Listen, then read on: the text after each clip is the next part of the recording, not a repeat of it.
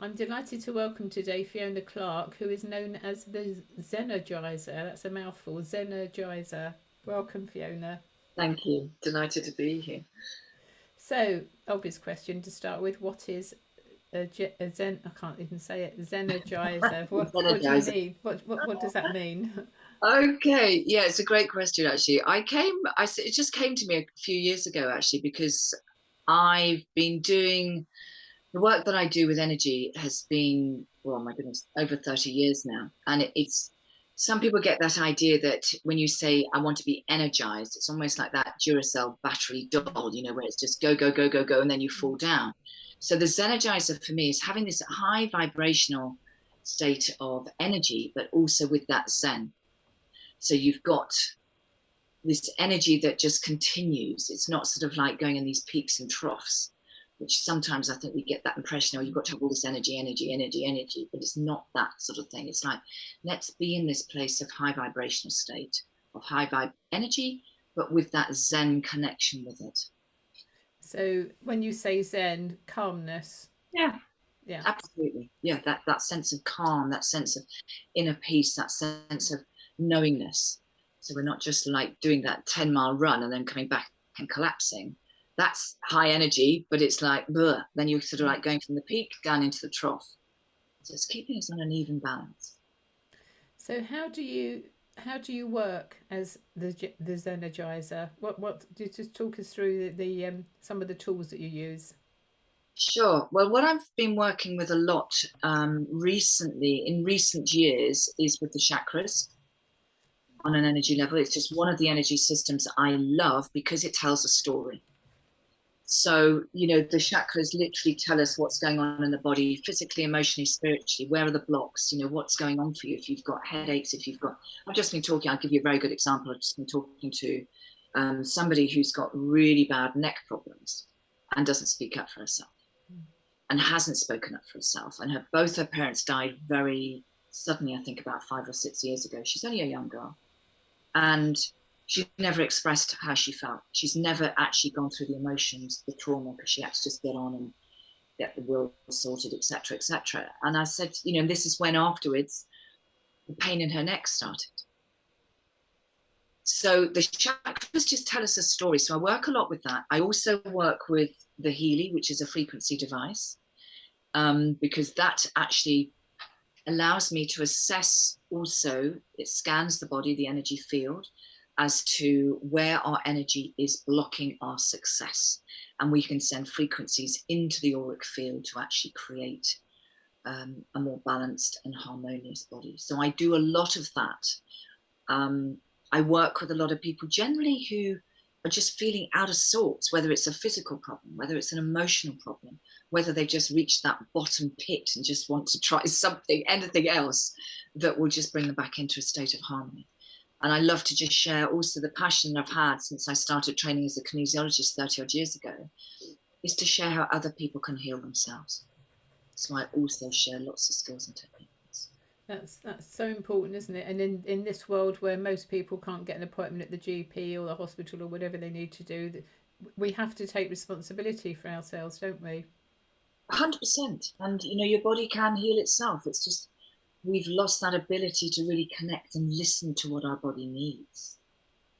We've been indoctrinated by mass media control and fears and so on and so forth that if we don't do what the doctor says, then we're going to fall to pieces, which of course is nonsense. But unfortunately, the conditioning has been going on for quite some time.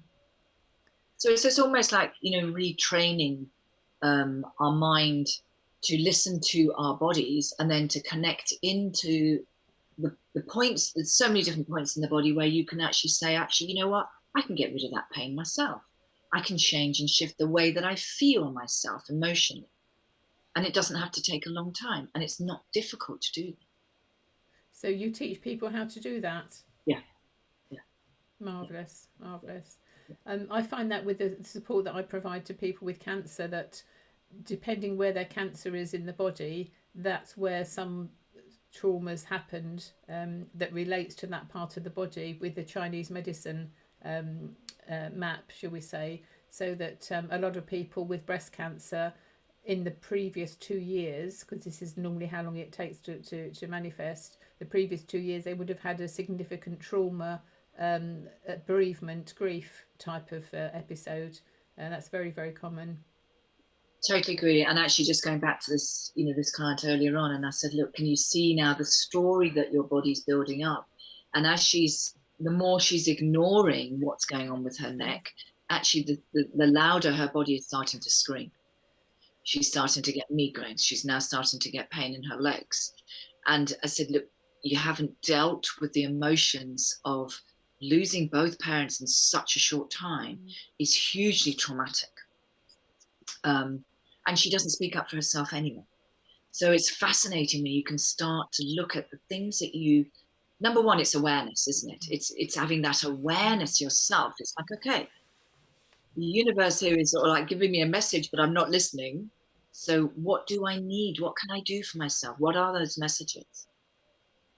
It's interesting you were saying about the link between not speaking up and having the neck problems, because as you say that there's triggers and there's lots of dots to join, but most people don't join the dots. They don't even see the dots, never mind join them. So what can people do? What can listeners who are listening to this podcast, what can they do to start getting some awareness of the things that you're talking about?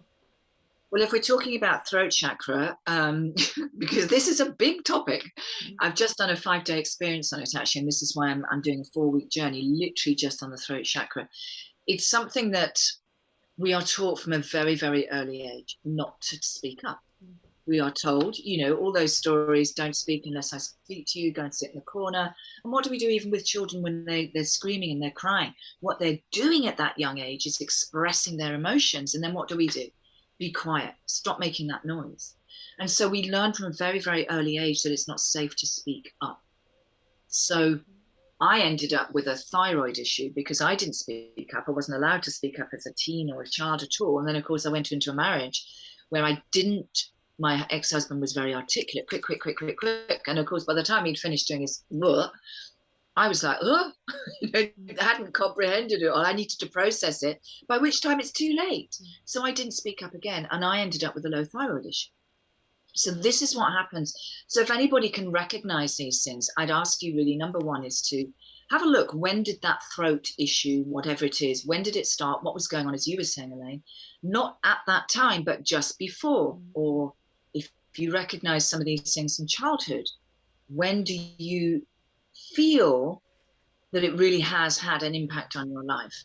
So there's lots of different things. I use a lot of the tapping also to clear the emotions that are stuck in the throat, because we can't change clearly what has happened. But what we're very much in control of is changing the way we respond, and we are still reacting to those traumas and to those experiences where we haven't spoken. So you can look back at them without emotion. Yeah, absolutely. It sounds like me. You sound like me talking. I bang on about this all the time. It's not what happens to us. If shit happens to us all the time, doesn't it? Big stuff, little stuff, whatever. But we just kind of, oh well, hey ho. But we don't absorb it. We don't recognize or acknowledge the feelings. We just kind of build them up, and then one day, as you say, with your situation with the thyroid. Now, who would have thought thyroid would have been as a result of not speaking up? But it makes sense, doesn't it? When it's explained, it makes perfect sense. And I think this is where, in our Western culture, I lived in Asia for 10.5 years, and it's a very different way of dealing with health, because they, in Hong Kong, the Chinese doctor, if he sees a client who is sick, he has failed, because his job is prevention. So, we look at the point here in our Western culture. It's like we wait till we get sick. We go to a doctor. Well, I don't, but a lot of people will go to a doctor, give me a pill to take away the symptom, but you're not looking at what has created the issue. And so when we're looking at prevention, this is what I say, it's like having your non-negotiables. It's like, how do you feel within yourself? Because number one, how are you communicating with yourself? What are those conversations that you have? Because I think we are our worst judges and critics on who we are. Absolutely, we get in our own way all the time. We we react emotionally, but then we try to put logic on whatever that situation is, and then we talk ourselves in and out of all kinds of nonsense, don't we? I mean, it's really quite, when you look at it, you can look at it in a very funny way, because we really do create an awful lot of problems for ourselves. And then we expect someone else to solve them. Whereas in Asia, they'll have reflexology shops in Hong Kong, is common as the coffee shop. It's not a luxury, it's a necessity. It's just part of your day or part of your week. They'll have the Chinese herbs, they'll have the Chinese acupuncture, because it's about prevention. So your body's always in this high state of Zenergy, not in that, oh my God, I'm okay, and then you drop down. It's not like that real peak and then come back down. It's really hard to keep doing that. And eventually the body will just say, I've had enough. And very often, the that I've had enough bit will be something really serious, as in my case with stage 4 cancer. Um, so there's lots of things that happen before we get to that stage, but we just don't, we're too busy being busy, aren't we? We're going about our busyness in the world, and we're multitasking, we're mothers, workers, sisters, wives, whatever, leading teams, whatever we're doing, we never have time for ourselves. And as you say, it's a conditioning. We've not been brought up to speak out. And it's interesting now that we're in a global economy, we're linking with people from all over the world, and we're now seeing the differences in culturally how we deal with health and well-being. And I think what's also really important to mention here, because this is one of the issues that I had, I'm a bit of a master on this topic because I've been through every part of it. But I always thought that when we talk about speaking up, it was always going to be aggressive, and it was always going to be confrontational. So shut your mouth, shove the words back down. I would mumble them because I'd be like they're sort of spilling out somehow, and I'd get myself into more trouble. Or then I'd go into that resentment, and then I'd go into that self-criticism, and then I'd be really angry. And none of that got expressed. And so, but communicating effectively, number one, is an art. It's not something we're taught. But also, there are ways of saying no without using those two letters. So for example, instead of, if someone says to you, oh gosh, come and, I've got this party, I want you to come with me. And you're thinking, oh God, I really don't want to go. And then normally you'd say, yeah, all right then. And thinking, God, I've done it again. So instead of saying no, and then everyone else is getting all uptight, you can say, actually, thank you so much for the offer, but it just doesn't work for me on that day, that time. And everyone else will be like, okay, no problem, but we can do it next time. Never have to justify the reasons why you can't go. It's just end. It doesn't work for me. And that's a really great way. There's no confrontation. There's nothing coming back from the other person. So, it's an art in how we say things and when we say things, very often. Yeah, and to ourselves as well, as you say, we have this internal chatter, don't we? I'm not good enough, I'm not pretty enough, I'm not thin enough, whatever it is, which again is nonsense. But we're not taught to be proud of ourselves the way we are, to accept ourselves the way we are. And with social media and marketing and all the rest of it that's in the world today, it's no wonder that there's so much mental health vulnerability around. Absolutely. Yeah, it's true. And this is what I love to do, is like, sharing different skills and techniques, which really are very easy, but they're very effective in how you just bring yourself back into this place of balance and harmony, because that's what we all want. We can't control what's going on around us very often, but we can control what, I don't necessarily even like that word, but we are the master of who we are, and we have that choice as to how we respond. And it's like, right, well, actually, I don't want to respond like that. I want to come back into harmony. Let me look at this from a different viewpoint. Rushing into things again is another mistake that we make. You mentioned about your husband, your ex, talking 19 to the dozen, and then by the time you've thought and processed, it's too late. So taking that pause. I interviewed a lovely lady yesterday for the podcast, and she talks about pause, play and connect. So we've taken the joy out of everything. We're just 100 miles an hour. Let's just stop, just pause, and then have a bit of fun, with whatever the situation is, and then we can connect in a way that's in alignment with who we are. It's the same kind of message that you're saying, and then she uses it in a different way with parenting, helping with the children. It's so important, because I think what happens is when we're talking about talking, is that quite often we all are interested in putting our viewpoint. We're not listening. We're not hearing what the other person is saying. So you never get a solution. There's always someone trying to be the winner and someone being the loser, whereas we want a win-win. And so quite often it's having those conversations at the right time. And more often than not, it may be that you say, actually, I need to have a break for 10 minutes, 20 minutes, an hour, 2 hours, whatever it is. You go and take a walk, you come back, because then you're in neutral. And you're both in a neutral place. It's like, okay, how can we find a solution? What works for you that will work for me? How can we work on this together to find the best solution for all of us, so we have a win-win? So always coming back to this neutral, this pause state, where it's like, right, I'll allow you, and I will listen and hear what you're saying, and honor me to do the same for you. It sounds so simple, but then in the heat of the moment, when our emotions are heightened, it's not quite so easy. It isn't, but when you practice it a little bit more, it becomes a lot more a part of you, so that you can actually change things around. Yeah, absolutely. Talk us through some of the other chakra things. You've mentioned about the voice and not speaking up and so on, with the throat chakra. So what happens with some of the other chakras? Let's go back to the root. So the root, the base, Muladharas, that's also known. I mean, this is, it's the foundation. So if you know Maslow's hierarchy of needs, it's the base. We need our foundations to be really strong. If they're not, it's like building a house on sand, and everything, when you get a bit of a storm, it's gone. So when we build our foundations, everything builds on top from that. So the root chakra is responsible for our sense of safety, our sense of feeling supported in every aspect, whether it's emotionally, whether it's in our relationships, whether it's in our finances, whether it's in our health. So what we've noticed and seen over the last few years, particularly as we've been going through all this global stuff, is that so many people have gone into that place of anxiety and fear. Because the majority of people, when we look at this personality types, the chakras, 40% of the population are actually root chakra types. And that means they don't like change. They like to know that I'm going to get this salary, I've got this job going on this week, next week, whatever.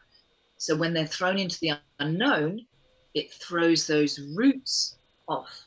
And I always think of it as a tree. You just think about how deeply, if you can imagine you've got roots coming down from the center of your feet, all over your feet, holding you down just like the roots of a tree. Doesn't matter what storms are going past you, when you feel safe and secure, you can respond again differently. But those, quite often, the roots are so shallow that a little storm comes along and it knocks you flying. And that's when we go back into that anxiety, that fear. It's like, and then of course, it doesn't matter what else you do on the other chakras. If your root is not really firmly supported and grounded, the others are not going to be in balance either. So it's back to the foundations. Makes perfect sense. What comes up after the root chakra, working upwards? So, after the root. Yes. So after the root, we've got sacral. So sacral chakra is just below the pelvis. This is all to do with your creativity. It's to do with your sensuality, your femininity, which I think as we get older, let's face it, we lose some of that passion, we lose some of that sensuality. It's a very powerful center. It's a creative center. It's where we get that creativity from. You find a lot of artists are very, very much in their sacral, or singers or actors, or they love to be in this creativity because that's who they are, joyful, happy. It's almost like going back into that sort of bit of like a childlike state of fun. And then, of course, we've got solar plexus, which is above the navel. That's to do with our power center. It's the fire element. The sacral is a water element, so it's very emotional. Fire element, it's very much And you'll see this when people are out of balance in the solar plexus. You'll see these politicians, it's like my way or the highway. Totally over energized in that place. But this is the place where we make those choices, we make those judgments as well. So it depends on how balanced we are within that. It's the place that we truly stand in our power and we put things into action, which is really important for us. So they all come into balance. And of course, heart, it's like the bridge between the physical and then the spiritual. So the heart is all about our compassion, how much we love ourselves, which I think is one of the biggest challenges most people have because we're not taught that. It's to do with the breath. How do we breathe in life? How do we process life as such? And then we've got to the throat, and then obviously the third eye, ajna, is to do with our intuition, because quite often we're not coming from that intuitive state. We're coming from the busy brain, as I call it, the committee. We're being led by the subconscious programming, not from what our heart and soul really want us to really connect into, which is the truth of who we are. I always think of the brain, you know, our subconscious and our conscious. It's like having that dual organ, which is never going to tell you the truth. It's always going to give you the nonsense. Come back into the heart, you'll get the truth. And then Crown, obviously Sahasrara, which is all to do with having that connection to the highest realm of consciousness, really, and having the trust and faith in that. Brilliant. The third eye, the intuition, I tell my clients all the time, follow your intuition. They ask me to make decisions for them on whether they should have this type of treatment or that type of treatment. And I say to them, ask your body, feel what, you know, have a chat with yourself and ask your body. Your body will tell you what it wants. And it's following your intuition. For some people, it's a gut feeling. We say, oh, you know, I've had a guts full, or my, you know, they describe where they feel things, don't they, when you hear people and then you pick up on the language. Exactly that. And you know, we are all intuitive beings. It's just that we've been driven by different parts of the brain that drive us into different things that actually are not in congruence with who we truly are. And that's why when you come back into the heart, it's the one organ. It'll always give you the truth. But it's having this habit again of getting out of the head, come back down into the heart, tune into, and I always say, I mean, when you look at the chakras, I always look at them as the ones above and below are their best friends. So for example, with the throat, we always want to speak from that intuitive part, the third eye, ajna, and always from the heart. If everybody did that, we would have no issues in the world. It'd be amazing. Very interesting. How do people get hold of you, Fiona? Go on to, I mean, I'm on LinkedIn. I have my YouTube channel. I've got lots of things on there. If anybody wants to, it's Fiona Clark, the Zenergizer. You can contact me on ficlark@me.com, which is FICLARK@me.com. And I'm on Facebook. Where else am I on? I don't really do Twitter. So those are the best places to actually connect with me. Marvellous. Any last comments you'd like to make before we wrap up? Be kind to yourself.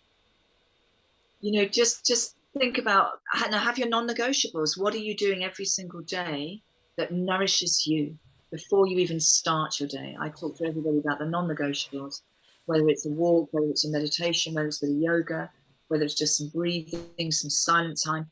This is the way to start your day, because we're always looking at prevention and not cure when we're looking at our health in all aspects of it. Well said. Fiona Clark, the Zenergizer, thank you so much for your time today. You're most welcome. Thank you.